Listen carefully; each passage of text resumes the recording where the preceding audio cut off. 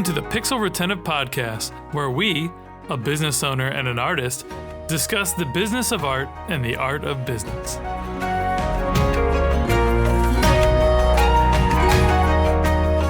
Hey friends, I'm Carl, founder of Epic Made, and Ross isn't with us today. He's busy in the dad life / creative director, but we're the hosts of the Pixel Retentive Podcast, where we share our thoughts on creativity, art, and business. Past guests include Marcy Selsberg of Blah Blah Blah, Joe Weaver of OceanT.com, and Rebecca Blake of the Graphic Artist Guild. We're forever grateful for the supporters of our podcast, and as always, we are always looking for more sponsors. That said, Pixel Retentive is brought to you by the creative gurus at Epic Made. Epic Made is a team of strategists and artists who excel in visual storytelling. Our studio crafts unforgettable animation and illustration that not only captivates your audience, but also drives tangible business results. We specialize in engaging imaginative, pop culture savvy audiences with beloved clients like Nickelodeon, WWE, and sci-fi. Visit getepicmade.com and let's collaborate on your next great campaign. All right, so with us today, we have Jared Beasley, my friend. We've known each other for years. Jared is a multi-talented creator serving as the founder and creative director at Istoria, a marketing agency specializing in story-focused video, photo, and web experiences for socially impactful brands. He also founded 757 Collective, which highlights the culture and community of the 757 area code, where Jared and I both live. In addition to his work as a photographer and designer, Jared is one half of the hip-hop duo Midbest. When he's not creating, he enjoys exploring local donut shops and traveling with his wife, Kimberly. What's up, Jared? Welcome to the podcast. Let's go, Pixel Retentive. Yeah, happy to be here. Well, a little known fact, I had a brief previous podcast where I think we had maybe 2 episodes, and Jared was one of those. That was Createaholic. I think Shad Harris was helping me with that. So way super throwback. Glad to bring this full circle, and glad to have you on the show, man. I can attest to all the things in your bio. When you guys went on like a crazy trip across the United States and just traveled for months, I thought that was amazing. And the little blip of time in your hip hop career, which was pretty cool too, man. We'll have to link some of that in the bio. But like the donut shop song and the music video on that, I remember just thinking like, oh my god, it was amazing. It was such a great combination of all your skills, kind of just jamming in together. And like, here comes Jared, full effect. I was shocked when I saw it. So, anyways, just the level of creativity, the rapping on top of that was amazing. And then just, obviously the video production and video storytelling, which you guys are amazing at over there, was all on point, brother. I love it. So anyhow, how you been? Words. Yeah, I've been great, trying to survive out here. Yeah. Doing my thing. It's been an interesting journey post-COVID for most of us, so. Cool, man. Well, look, I know you really well, but I'd like to get our audience a little bit of an opportunity to know you a little better. So the beginning of every podcast, we ask everyone basically, how long have you been in your industry and what project you're most proud of so far? Well, I've been in the marketing industry since 2012, which is when I graduated. And so it's been a dozen years now. And it's been cool, like coming in, like when I was in school, we were studying social media impact and nobody knew anything. And I don't know that any of us still have it all figured out. Like stuff's constantly changing. Anyone who says they're an expert, wait a week. They won't be, unless you're tuned in all the time. Project I'm most proud of. Like we have just incredible clients that I'm so thankful for. We like to say that we like to work with people who are making the world a better place. And that could be somebody with a donut shop, honestly, because that makes my world a better place. But we work with national clients and local clients, and it's hard to say a single one that jumps out the most to me. Like currently, we are working with a nonprofit here locally that's doing incredible work, and they're called 4Kids, and love working with them. But also, we're working on a podcast series that's going to be released starting in September, that's funded by United Way, on the homelessness crisis, specifically in Los Angeles, but also looking at it on a sort of countrywide lens. And it's been just super illuminating, discovering what is happening and how we can fix it. And so it's encouraging at the same time, overwhelming. I can But imagine. like we've interviewed so many people, and you interview people about a certain topic for like a month solid. Suddenly you're like, wow, I actually think maybe I'm starting to become an expert. But Well, no, I I'm just mean, trying to yeah, always be curious. dude. And I mean, how else do you become an expert other than talking to the people that are affected by the thing, right? Like getting Yeah. into the weeds of the work. My wife's actually an organizer and they work in environmental justice a lot. And like, they see a huge disconnect of people trying to fix the problem, but they've never spent time talking to the people affected by the problem, right? To understand all the nuances. So like it's like kind of, I know you're being a little glib or whatever, but like you are becoming an expert. Like that's how you become an expert. You get on the ground, you talk to these people and they go, how is this affecting you? But that sounds really, really beautiful, man.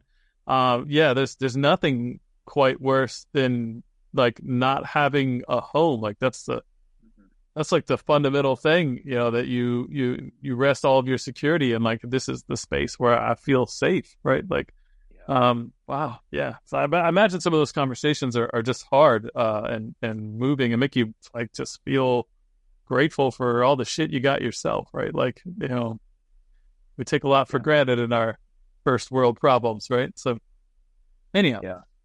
cool, man. So today, we're going to talk about modern marketing. And we had a whole little tagline. Let me roll up here. So where is it at? Modern marketing and business creativity in general. So I'd like to think that both of us are probably in the top tier of creative people we know. I think we probably have a little bit different approaches, but definitely just bona fide creatives and just out there trying to do unique things. So what are you seeing trends wise and like, spaces and marketing things that are evolving? Obviously, there's a lot of shit going on with AI, but that's kind of a tool and a little bit. I mean, we can get into that some if you want, but yeah, where's your head at these days? Well, for years, we're trying to position ourselves as an agency that creates really elevated content for like primarily photo video content that is really high end, but also true to our clients, like representing them the best we possibly can. Right. Right. And part of the shift that's happening, especially with social media, is like we've all seen so many ads at this point, especially if you've kind of grown up with social media, Oh yeah.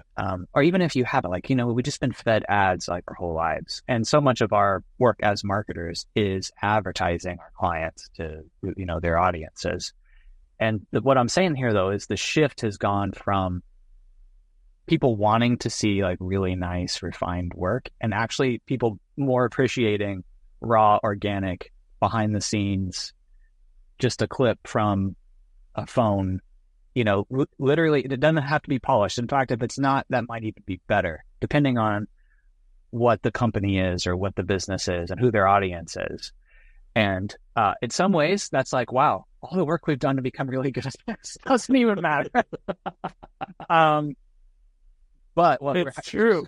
you know what I mean? But there's still definitely a place for the work that we do. But we're also trying to complement that with certain clients and figuring out how they can capture content themselves that we don't even need to be a part of, and Yeah. enable them to connect to their audience directly. Yeah, So I've seen that same thing. It's a little different with us because we do animation versus like video, but at like recorded video. But yeah, dude, I think as a society we've all just kind of hit a threshold of like I'm over being inundated with like umpteen a million ads of like fluffy bullshit and marketing jargon. And what people like you and I are really being leveraged for now is great marketing strategy. Like they look to us to understand how people want to consume content because we've been in this social media digital content world our entire adult lives, so we get it. And so yeah, like you said, the behind the scenes stuff is huge right now. Raw, more candid stuff, like because what the real thing is, especially in social media, right? Like if you're doing like an ad that goes into a space, like you want to do it as well as possible. And like you said, there's a time and a place for the really polished stuff. And it's still nice to have companies and be a part of organizations that can do that. But your daily social media content should not be that, right? Like it's too much energy and effort to be productive. Unless you're like a multinational, multi-billion dollar brand, then maybe. But even then, I'd argue people want to see the people behind the brand in a raw fashion, in a humanizing way, and not like this is polished up guy in his suit with his comb over and he's doing business, this Johnny business guy. Like no one cares about that anymore, especially not our generation. So yeah. I mean, and I think the peak of that for me was in COVID with all these beautiful commercials are like, in these hard times, we care about you. Come spend your money with us. And it was like sunshine and rainbows and like beautiful sunrises on the water. And everything felt like a fucking prescription drug commercial. And it was all disingenuous and it made me crazy. So anyways, yeah. Yeah, years ago, there was this video of this chick twerking upside down. And she falls into a coffee table and catches on fire. I don't know if you remember this, or like, I don't know if she catches on fire, something catches on fire. Okay. And the video cuts off. And I was like, this video is incredible. Like the fact that this, come to find out it was staged. And Jimmy Kimmel, if the video continues, Jimmy Kimmel comes in, puts the fire out with a fire extinguisher. And it was all this like fabricated video to go viral, which in fact it totally did. This is pre-TikTok. Right. And I'm like, I can't trust anything on the internet. No.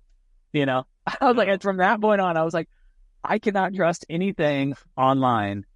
And I think that kind of ties into this idea of people wanting, because there's so much stuff like, can we trust this? Can we not trust this?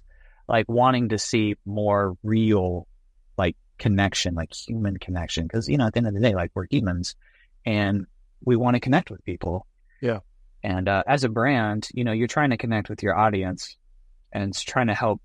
Our job is try to help our clients connect in the best way possible with their audiences. And so like it's, the ever-changing landscape and trying to figure out the best way to do that. Yeah. I mean, at the end of the day, right, it's like we want our clients to get in front of the right people who really want and value what they offer, right? And we're trying, like it's a good thing, right? Like we're trying to make sure that the right people get the right thing from our client, which hopefully we feel like is delivering the best thing for the value they're charging, right? Like that's the ideal optimistic world, right? Like, I guess just like attorneys, like there's bad marketers who don't give a shit or just out to make a buck, right? There's people like that in the world. I don't associate with them. They don't come on my podcast. So, but yeah, no, you're right, man. And then, in this world of AI, like it's just catapulted, right? Like what is real anymore? Like, I mean, I saw a thing the other day that is a Zoom filter to change you into another person live on a Zoom call. Like, and it looked really good, like problematically good. And then it's like, okay, so you can voice scrub, you can do this with your face. Like, I don't know. It's getting insane, right? Like I thought this election cycle was going to be a lot more like crazy fabricated videos. But I think I've also just kind of unfollowed all that stuff and kind of tuned out of it. Because I remember like in 2016, it was pretty nuts. So I don't know. Not to go political with it in either way, but yeah. Well, in that vein, like it's just going to become more necessary than ever to have people who deeply care about the truth and people who want to be good journalists who want to get to the truth, whatever that is.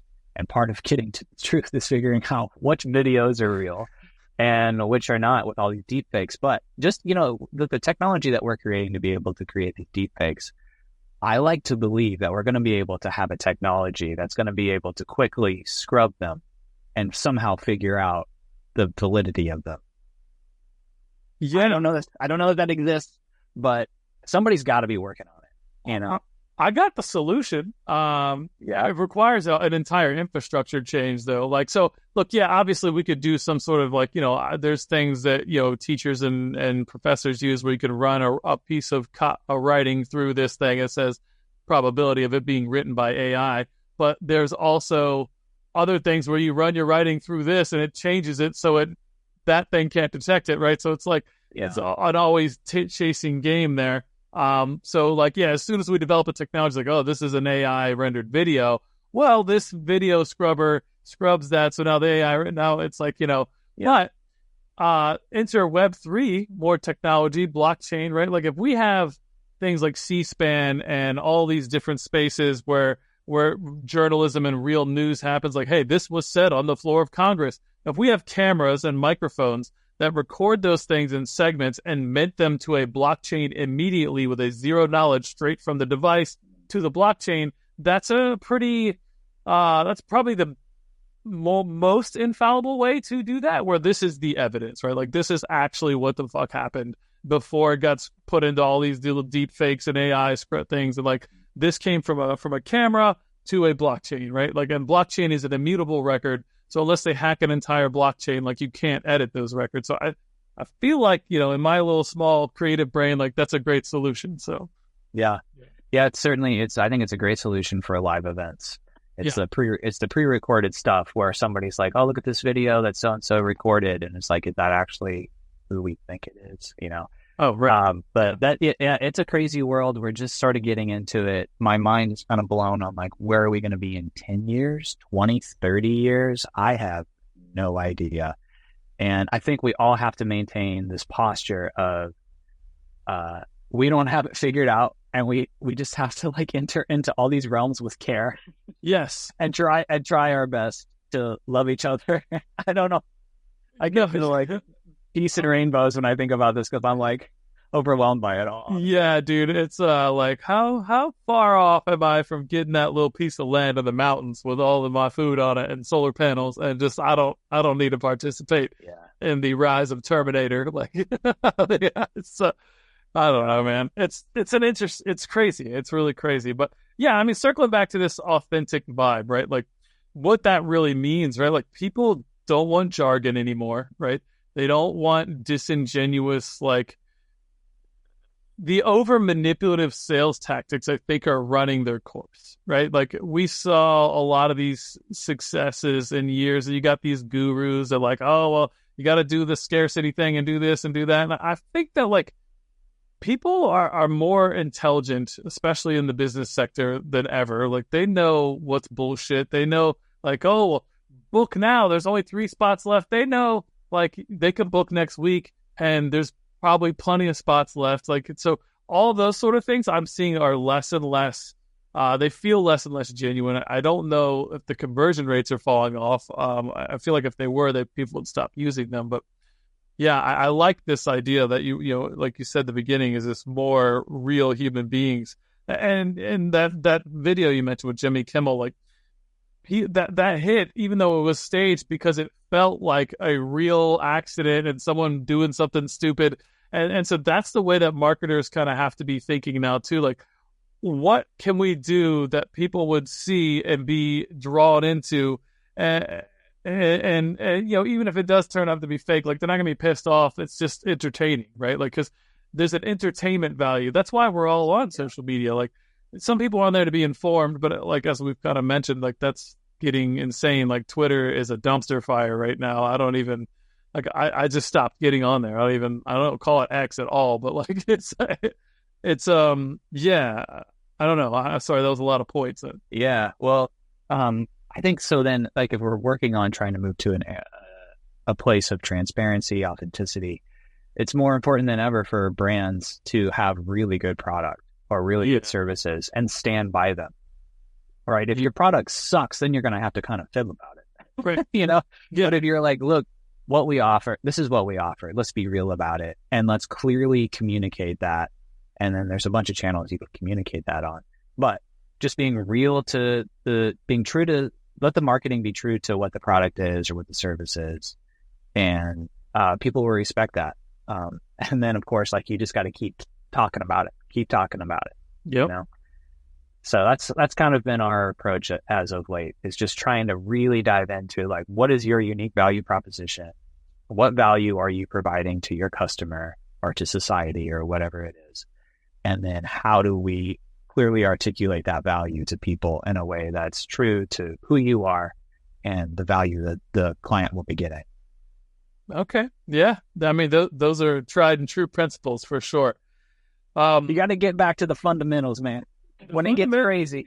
100%. It's always the fundamentals where you got to level up for sure. We we did a recent project that I just was so excited about. It was a tabletop gaming company, Eldritch Foundry, shout out. They do like custom miniatures, right? Like you build out your little mini on their 3D modeling on their website. Something like here's like a little Eldritch. This is actually like their logo with a hammer kind of thing, Yeah, right? sick. They print it out and ship it to you. I custom painted that for the record. That's little glow in the dark candles and shit on there. But anyways, Okay. um, so like a lot of these are used in like Dungeons and Dragons campaigns, right? So we met up with the client, we had our little consulting session, and we get into the weeds. Like, what is going to be the most effective here? Like, we can go, hey, buy our thing, it's great, you'll like it, right? And that's an ad, and that's kind of that can work, right, to a level. But we're like, well, people are on. We're going to put this out on YouTube, right? So people are on YouTube watching D&D content, right? So like, let's frame where we're going to put this at. Well, let's do this. Let's tell a story as though they're in a D&D campaign, and let's get them hooked on this idea of this piece of content and engaged in this content before they even know it's an ad, right? So we actually did that, and it basically just starts off with like, you'll never defeat me, and I got the bad guy, and then it pans over to the adventuring party, and then we have all these little comments, and then it kind of just breaks character, the fourth wall, and starts going, whoa, those are some cool minis, right? Well, we did it in like an 80s cartoon illustration style, right? So the whole thing is really fun, exciting, and it was great because it was one of the first times we had a client just be like, we trust you, and like, let's collaborate back and forth. And the lead marketer there at the time was just an amazing person to collaborate with. Shout out to Katie DeMattia. She's been on our podcast as well. But just like, it was one of those things where like the client knew what they needed. They knew their audience. We knew their audience, and we made this great piece of content. I got like a 10% click-through rate. They have like 150 followers on their YouTube. I got like over 150K organic views. Like, it just blew up. But it was because we created something that went into the space right where it was supposed to be, right? Like, these people were on YouTube. They were watching content around Dungeons and Dragons. We fed them an ad that felt very much in place with their likes and interests and their stuff. So they were deeply involved and engaged in this thing, not skipping this ad, like watching the whole thing. It was like a minute plus, right? So it's just, it felt really good to have like these kind of creative strategies all come together. And then back to the fundamentals, like what value are we bringing to them? So like as soon as we did that, 15, 20 seconds of fluff to get them engaged. And then we're like, well, Eldritch Foundry does these custom miniatures and blah, blah, blah, blah. And I got my video this way. And it was like hammy and funny on purpose. And it just crushed it. Like, I felt so good. So anyways. Yeah. Congrats to you guys. I think tying that back into modern marketing. Yeah. Like, what you had to know was from the jump, like what channel makes the most sense? Because there's so many places you can go with stuff, from social to like traditional. And then when you're in social, like YouTube, all these different places. Like, so where do you help your client? You got to know these different mediums and figuring out what's the best medium to reach your audience. And then what in the world do we do on that medium? And that's what marketers today you have to have that expertise. Yep. Like, we have to be able to guide our clients on the best places to go to reach their audience. And some of our clients will already know. They'll already know, like, they might be really embedded and have a really great presence somewhere. Others don't. And you just have to be able to guide them. And it's a challenge. So it's part of like, not just knowing the mediums, but it's like knowing your client really well and knowing the space that they're in. And so like, you know that space really well, like it's right in your all sweet spot. Yep. And that's why it makes so much sense for them to work with you on it. And it honestly, it doesn't really surprise me that it was successful. Yeah. Because when you know your stuff and you're able to deliver, like, you're going to have some hits. Yep. You're going to have some really big hits. And that's so cool to hear. Dude, appreciate you. Yeah. I mean, so that's something that, like, when we rebranded back in 2016, right? I don't think we'd even met yet. I think we met shortly after that, but we decided, like, okay, we're amazing at illustration. We're amazing at animation. We're really good at graphic design. Like, we have all these great skill sets. They can be applied to any business on planet Earth, but where are we going to have the least friction? Where is it like the sweet spot, right? So that came down to like niching down, and we're like, look, we want to work with, like I said in our pre-roll ad, is like pop culture savvy audiences, like just nerdy people that love gaming, they love Lord of the Rings. They'll talk to you about Star Wars or Star Trek for hours, and like all that's everybody that goes to basically Comic Cons, like that's our people, right? So we're like, all right, well, let's get in that space. And we started networking and building relationships there so that when these clients show up and I get opportunities to work with them, we already like we're the audience. Like we know exactly how to communicate to those people with these skills that we've fine-tuned over the past 2 decades, allowing the strategy to really shine through at the beginning. And then the polish is just, that's just like, what it makes it like we could honestly achieve, a version of those results with less polish, right? Like, because the strategy is so important. And in this modern age of marketing, the tools to execute the really high end productivity, like the gap's getting tighter, right? Like I think the upper 10% is always going to be the upper 10%, but like, somebody who really knows their business, like let's say a solopreneur, can sort of skip the Canva. I mean, Canva keeps leveling its game up with all the AI as well, but like you don't need like a Fiverr anymore. Like I feel like the Fiverr market's getting hammered right now with like, hey, I can just generate some stuff that's way better than I could have done ever before. And maybe I can't quite hire a graphic designer yet, but like I can do some middle of the road things here that I could have never done before. But understanding the strategy at the base of it with those tools on top helps you go much, much further. So yeah, I think niching down to a space you really know, like you said, the in-house team's going to know some stuff, but when you come to the table with your own perspective and you really know that audience and that industry as well, I think that's where the real magic happens. So yeah, 100%, man. What are some of your favorite projects in terms of like things where you're like, man, this worked really well? I feel like you've definitely got a couple of those up your sleeve for sure. So not to put you on the spot too much. If you can't think right off the top of your head, that's okay too. So. Yeah, I think any of the projects that have really tickled my creative fancy, the moments where you're like, oh my God, I'm thriving right now. Yes. Or our team is just like, this is what we positioned ourselves for. Right. Which it sounds like the project you described, that's kind of what the experience you were having. It was. It's just like when the stars have aligned and like you've been working on these stars. These things haven't just been floating around and then suddenly they're there. It's like, you've been refining your area of expertise. You've focused on the right kind of client who aligns with your values, but honestly has a budget to spend on a certain quality. Yeah. And understands the need for you to be a part of their work by pulling you in. So there's these different stars. When those stars line up, anytime those are aligned, that's when I'm like, yo, this is where we need to be. Magic. Yep. Yeah. And so as an agency owner, like we're on this constant journey of trying to figure out getting those things to line up. And, what kind of clients should you be working with? And like I just heard you describing people who maybe are like solopreneurs or like they have a small business. And for a time there, like those are the kind of people that we were serving. And we've had to move away from that as our team has grown. And honestly, those solopreneurs now have new tools. Like they might not need certain marketers like they used to need them. Right. So as an agency owner, like you have to just get like, I would encourage people who are on this journey that I'm on of like create a bulleted list of your like specific customer profile. Like, do they have a marketing budget established? If they do, what is it? What size of company are they?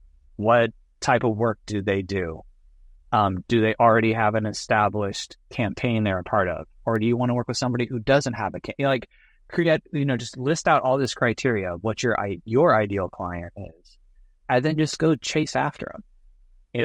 I don't, like, maybe this isn't that mind-blowing of a thing to say, but if I had to, I would have back to the fundamentals. Like I would have loved to have been able to hear this when I was starting out. I never created a bullet. I'm a marketer, but I never created a bulleted list, just a simple list of like, what are the criteria of my ideal client? And, the truth is like, I think we are all on a journey where our ideal client is sort of always shifting a little bit. So you kind of have to like be in tune with that. But I think it's a worthwhile exercise for anybody. I mean, even outside of marketing, right? Like if you're cutting grass and you've got a team of people out there cutting grass every day, well, what kind of lawns are you looking for? Like what kind of people are the right people who are going to pay your team to come cut their grass? What's that list like? No, that's business fundamentals, man. It really, Yeah. really is. And it's funny how much, in the creative world, I feel like we can skip those kind of innately. Not that we should skip them, but like we do because like, oh, I just want to make cool shit for anybody with money. And like you Yeah. quickly find out after you get a couple projects, like there's some people that you don't like. They're great people. They Yeah. maybe they're not great people, but like they could be great people and just not great people for you to work with, right? So Yeah. I've had hit a few walls on those over the years. Got some doozies of stories. I should do like a bloopers stories reel one time, just like everyone just sharing their worst their worst client interactions. We'll change names, but in terms, Yeah.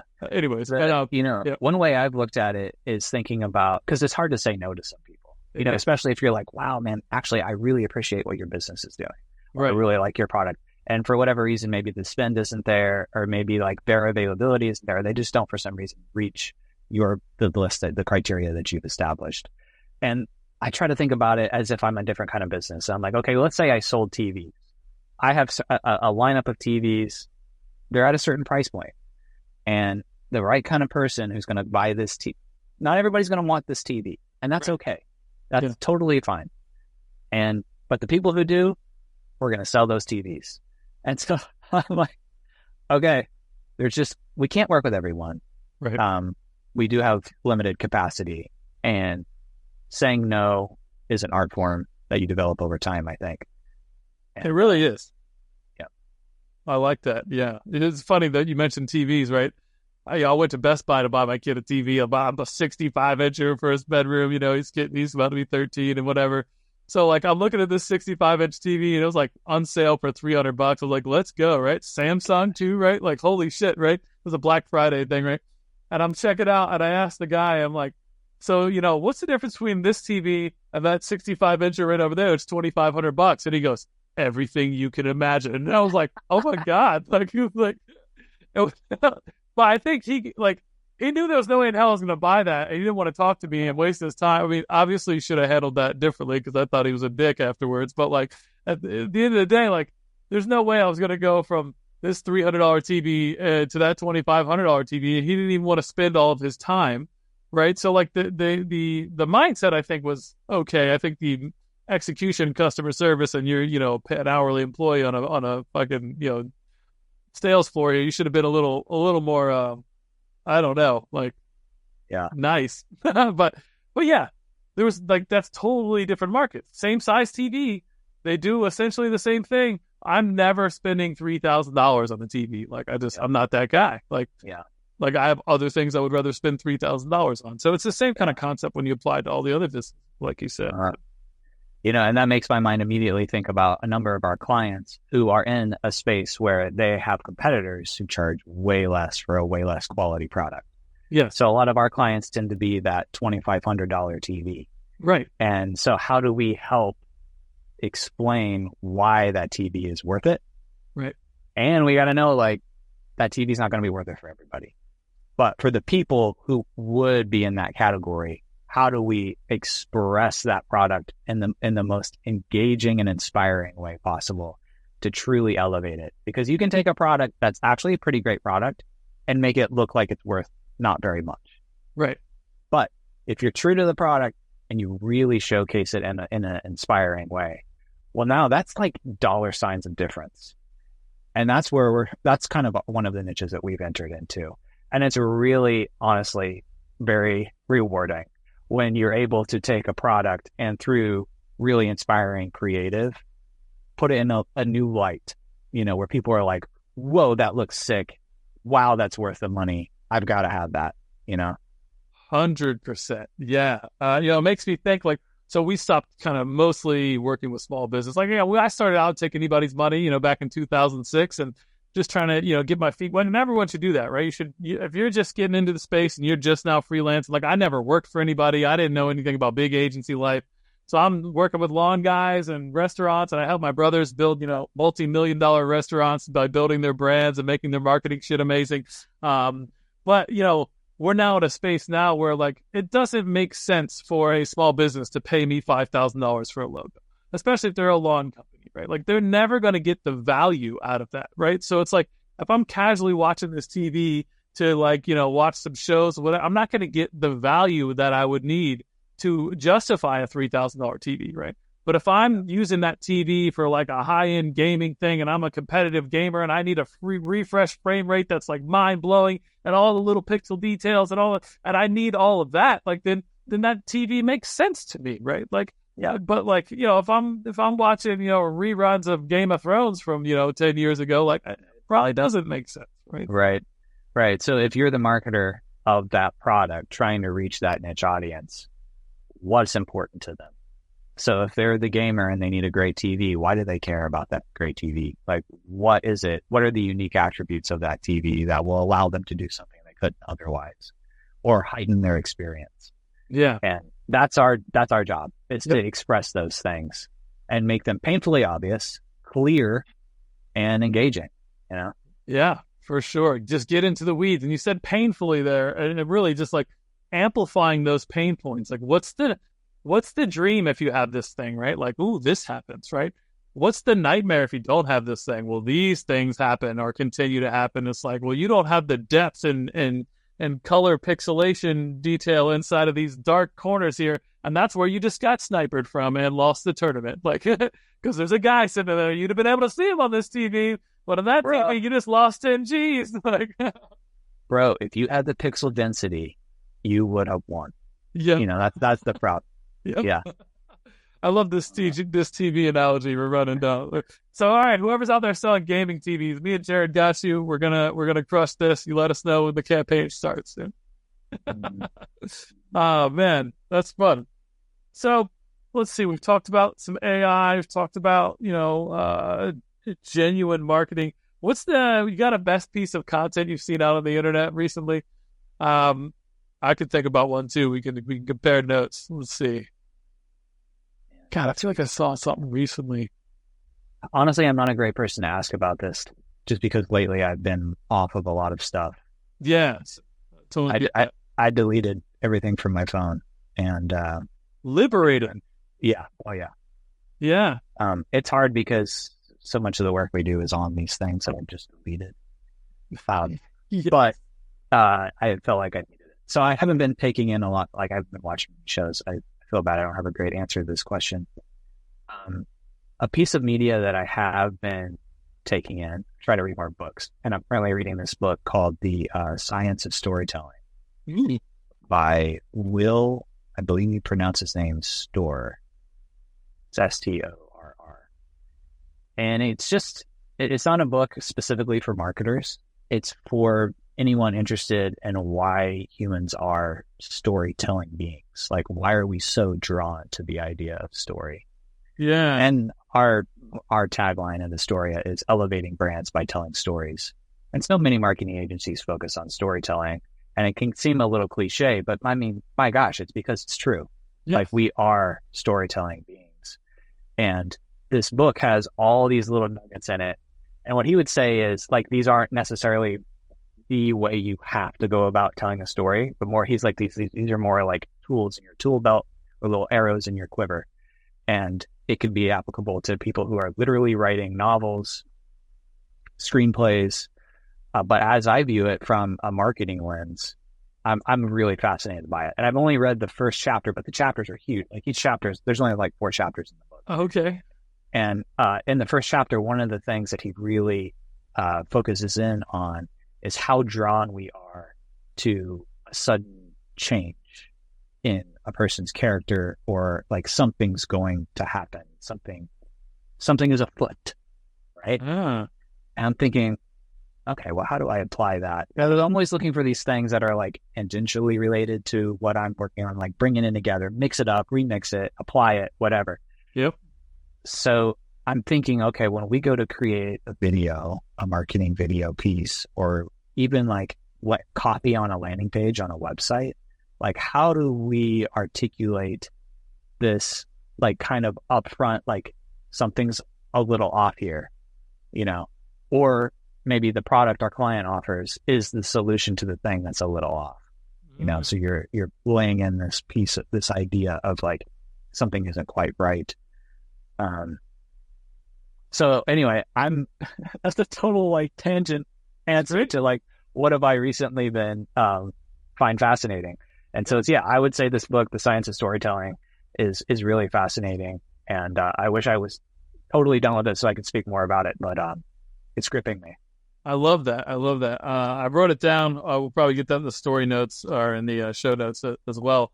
Um, that reminds me a little bit like I read *Sapiens*, which is an amazing book about like a brief history of humankind, and it gets into lots of things. But I think the fundamental part of that to tie into that storytelling aspect is like that's how we transfer knowledge, right? Like that's the big differentiator. Like lots of creatures communicate.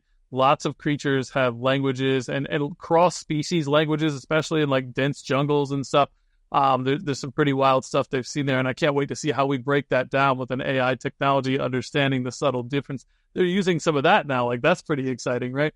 But like, the end of the day, it's how culture and language evolves is through storytelling, right? Like the fact that like we can create, this is the original record keeping, right? Like before we had written language, it was like, well, these are the stories about all these plants, and like don't eat this plant because Fred ate that, his eye swelled up and he died, right? Like, but that one's great, and then you eat that mushroom and you're gonna see, all kinds of crazy stuff, right? So like these were all stories, right? Like that's fundamentally how we passed knowledge. So it still is that way today. We still heavily lean into that. We have written records and all that sort of stuff, but like we still love this storytelling thing. Now we have all these story archetypes like the hero's journey and all the different stuff. I just went through a class with Grow grassroots organizing here locally, and it's just all about like how to tell your own personal story from a position of like motivating people to take action to do a thing, right? So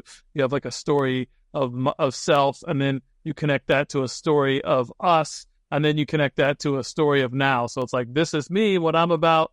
This is how that relates to you and the world that we're in right now and things I want to change. And like, here's the nightmare scenario, the dream scenario, and come join me here. We'll take a step towards the dream scenario. It's pretty cool. So I just went through that whole process, which is kind of fundamental to like organizational leadership. Like, how do you get people to come together around a thing and make change? And it's pretty cool. So I loved it. Yeah. Yeah. Yeah, it's great. Yeah, I think about trying to help other marketers when they're thinking about marketing through story, Yeah. and specifically on product marketing. Like every little product, every little widget, I think it does have a story. Like, what is the origin story of this product? Yep. Yeah. What kind of care was put into it and its design and its function? Like, what's the story there? And then what's the story on why people can use it? Like, how is it making their life better? So like people want to know there's like care put into the things that they buy, I think in general, but they also, at the end of the day, want value out of whatever the heck this thing is. So like, what is the interesting way that this thing provides value to them? And that's kind of where that's sort of the lane that we're in. And I found it to be very effective. Yeah. Yeah. And it's rewarding when it works really well, right? There's nothing better than like, we came up with this great plan. We did the thing, we put it out there, and the market said, hey, we love this. Like it just feels so good to see those metrics and numbers. Because, I, for one, just on a principle of ethics, like I never take people's money unless I think that I can help them. Like if I think like, dude, I don't like this product, or like none of this makes any sense, I'm really quick to put on the brakes. Because I really don't want to just be out there being a succubus on capitalism. Like I want to add value to the market. I want my clients to add value to the market, and it feels really good when it works out. So, well, I think life's too short to just make money, man. Yeah, like you can make money, that's cool. But man, when you're adding value to people's lives and you're getting paid to do it, it's pretty sweet. And there's, in the marketing world, like there's enough money out there. There's enough money to be made. There's enough work. Like you can focus on the people where you can truly move the needle for them, and it's impactful for you as well. So I think it's a great guiding principle. I love that, Jared. And I think that's a good place for us to come into our final question here on these happy thoughts of good capitalism, right? Yeah. So we're coming up on time, but before we wrap, we have one last question for you. Is there anything in your career that you'd like to shout out to the audience? Maybe a mentor, a valuable resource, a favorite client, anything of that nature? Yeah, so I'm going to give a shout out to a client of mine named Pete Peterson. He's the CEO of Merit IT Solutions. They have locations in Rhode Island and Chesapeake, Virginia, Providence, Rhode Island.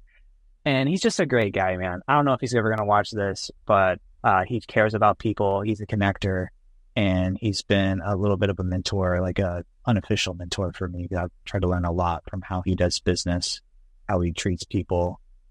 Super connector, like he's really good about giving and sharing connections. So he just wants to see people doing good things and connecting people.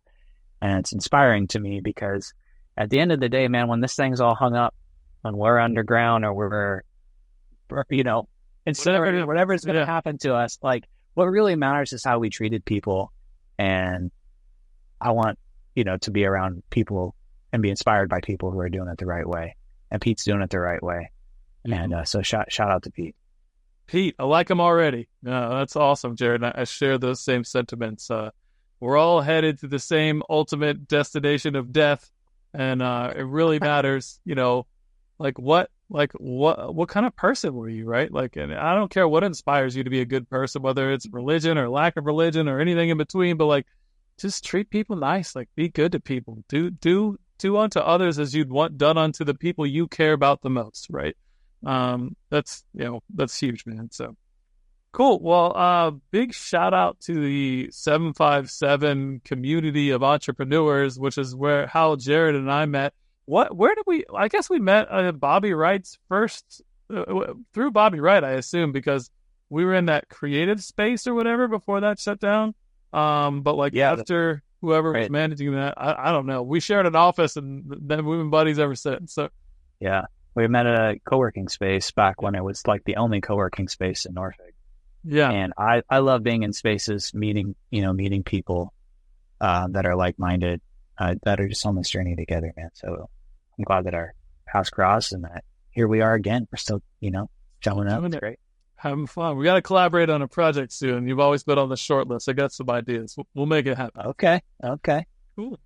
All right. Well, we've been talking with Jared Beasley, who's the founder and creative director at Istoria and founder of 757 Collective on Instagram. You should check that out if you haven't. It's pretty dope. And we didn't get to talk about that at all, but it's a great little community you built there. But if you can check out their website at Istoria, ISTORIA.co. But if listeners want to follow up with you directly, Jared, where should they go? Yeah, they can just email me, jared@istoria.co. There it is. It's out there. It's real. It's a real email address. Love it. Not love .com. Not .com. .co. I love it. All right, Jared, thanks so much for being on the show, friend. And until next time, we'll see you guys. Thanks for having me. We really hope you enjoyed the show. Please like and subscribe to join us on our next journey through the world of art and business on the Pixel Retentive Podcast.